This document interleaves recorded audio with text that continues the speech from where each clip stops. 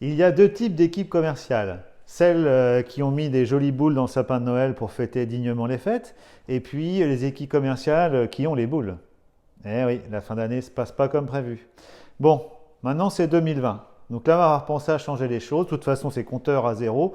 Que vous ayez fait une bonne année ou que l'année était mauvaise, de toute façon, le passé est le passé, on ne peut plus rien y changer. Moi, ce que j'ai envie de vous donner dans cette vidéo, c'est le conseil numéro un pour arriver à faire de 2020 un succès. Alors, la première des choses, c'est que j'ai envie de partager avec vous, avant de vous partager ça, que le pire péché pour un commercial, ce n'est pas de perdre une affaire. Le pire péché, c'est de passer du temps sur des affaires qui ne se feront jamais. Et vous l'aurez compris, ce qui est essentiel ici, c'est d'être capable de disqualifier une affaire. De la qualifier et donc de la disqualifier. Choisir, c'est renoncer. Éliminer des affaires du portefeuille. Faire le grand ménage de ce début d'année. Ça dégage les affaires qui ne vont jamais signer. Comment voulez-vous qu'une affaire créée il y a plus d'un an ou 18 mois plus un jour arrive à échéance correctement? Allez, ça dégage. Et pour ça, quand vous aurez la prochaine fois vos prospects là, qui hésitent depuis des lustres, moi je vous donne quelques astuces.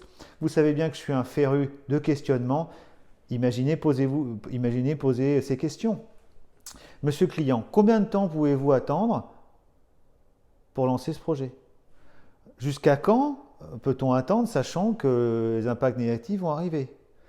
Pourquoi discutons-nous depuis des mois, si ce n'est pour améliorer telle ou telle chose, et où se trouvent les facteurs de frein? Comment accélérer la vente? Donc effectivement, vous n'aurez pas toujours les réponses que vous souhaitez avoir. Effectivement, il y aura des désillusions, mais vous les avez déjà. Et enfin, pour 2020, passez du temps sur les affaires qui vont se signer. Donc disqualifier les affaires, choisir c'est renoncer.